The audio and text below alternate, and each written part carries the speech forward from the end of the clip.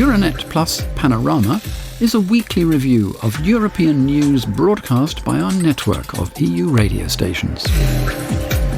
Hi, I'm Jo and you're listening to Euranet Plus Panorama. Welcome back after the summer break. To kickstart things, we return to the housing crisis. Ensuring its citizens access to affordable, decent housing is becoming a serious challenge and priority for Europe. Between 2010 and 2025, property prices in the EU rose by more than 60% and rents by almost 30%. In a Eurobarometer survey on housing conducted in 2025, 51% of respondents considered the affordability and quality of urban housing to be an immediate and urgent problem. Last December, the Commission published its Affordable Housing Plan, a strategy aimed at determining how it can help public authorities tackle this issue by increasing the housing supply, mobilising investment, bringing about structural reforms, and protecting the groups most affected by the housing crisis. One thorny issue, as many of us return from our holidays, is the proliferation of Airbnb-style short-term lets, particularly in cities, which are pricing not only the poorest but also the middle classes out of urban living. The Affordable Housing Act, expected on the 9th of September, is a specific legislative initiative intended to equip local and national authorities to identify and tackle such challenges, including by granting them greater legal flexibility to regulate short-term lets once housing difficulties have been identified in a specific area. According to Eurostat, around 10% of the bloc's urban dwellers spend 40% or more of their income on housing. This is known as the housing cost overburden rate. Meanwhile, the European Anti-Poverty Network, or EAPN, reports that escalating housing costs are swallowing up gains from poverty reduction policies such as wage increases or welfare benefits. The Portuguese arm of the organisation cites Eurostat data showing that in 2024, 16.6% of Portugal's population was at risk of poverty, but that if housing costs were included in calculating the at-risk of poverty rate, which they're not officially, this figure would rise to 27.6%. Renascença has spoken with Paula Cruz, a sociologist at EAPN Portugal. The most important thing is paying our rent, paying our mortgage, in short, covering housing-related costs. For everything else, food, medication and so on, people try to find a way. So, with housing costs rising as much as they are, people are becoming much more vulnerable to poverty. Portugal's former finance minister, João Leão, is a professor of economics and public finance and member of the European Court of Auditors. He tells our Portuguese partner station how dire the situation is in Portugal. Since 2015, Portugal has seen the sharpest rise in house prices in the euro area. The latest figures show that house prices have risen by around 180% and have increased 3 times faster during this period than in the rest of the EU. And what does the European Anti-Poverty Network see as the solution? We have been advocating for investment in social housing for some time now. Portugal's investment in social housing remains woefully inadequate.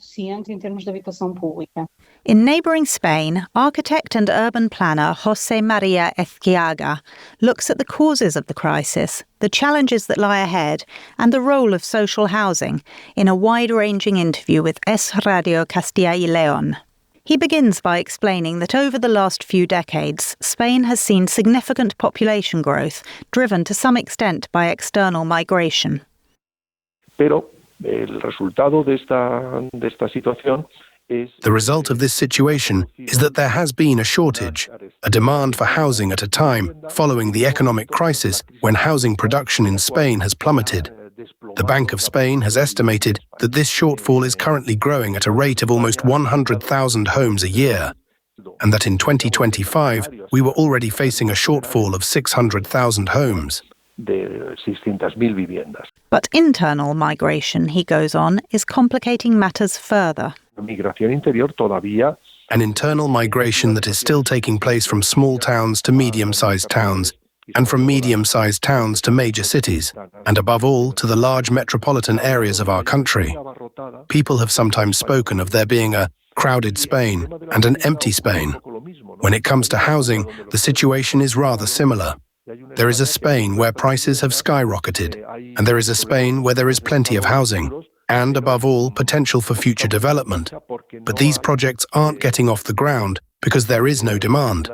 And there is no demand because there isn't the economic activity in those places to support job creation, meaning that new families cannot settle there. So it's clear that housing cannot be looked at in isolation. Cody Hochstenbach, a housing expert based at the University of Amsterdam, talks to our colleagues at the Europeans about how the housing market is actually widening inequalities in European society. He cites data suggesting that renters spend 30 to 40% of their income on housing, compared to just 10 to 16% for homeowners. This has been studied across Europe. Homeowners spend a significantly lower share of their income on housing than renters. Plus, if you look at the trend in recent years, and this is also again a cross-European finding, is that homeowners actually spend a stable amount, slightly decreasing share even of their income on housing, while for renters this share has increased. So again, we see a situation here where the gap between homeowners and renters is widening. Some 85% of Bulgarian households do in fact own their own home, reports BNR. This puts the country ahead of most other EU member states in terms of home ownership. Even here, though, young people are struggling to get onto the property ladder, a situation caused, says MEP Elena Ioncheva, by property prices in Bulgaria having more or less doubled over the last decade. The state must develop a policy that will allow young people to buy a home more easily. This should not be a headache for them, but a right. Take the Scandinavian countries, for example, where local authorities are very actively involved in the construction of affordable housing. In our country, social housing has a negative connotation, and not slightly negative, but completely negative. But when I talk about affordable housing, I am talking about quality housing that people can afford so that families can live with dignity and young people in particular can lead independent lives. Spanish architect Ezquiaga underscores this point by highlighting the knock-on effects of his own country's failure to help young people in this way. This has led to a very serious decline in the birth rate, a delay in the age of marriage, a delay in the age at which young people leave the family home, and a reduction in the fertility window. So, what does Ioncheva suggest? One of the key measures is the active participation of the municipality in the construction of such housing. In other words, through partnership with the private sector. In Bulgaria, we have one of the lowest rates in the EU of public sector involvement in the creation of affordable housing. In other words, local authorities need to partner with the private sector, for instance by ensuring that a significant proportion of privately owned land is sold at affordable prices.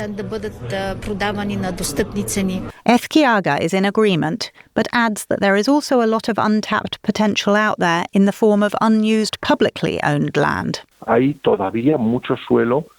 There is still a great deal of land in the hands of public authorities, both local councils and central government, such as industrial sites in municipalities that have been abandoned or become obsolete, public facilities in other cases, or land occupied by railway, military, or even port facilities that are no longer needed for their original purpose. This land can be put to use precisely for the purpose of affordable housing.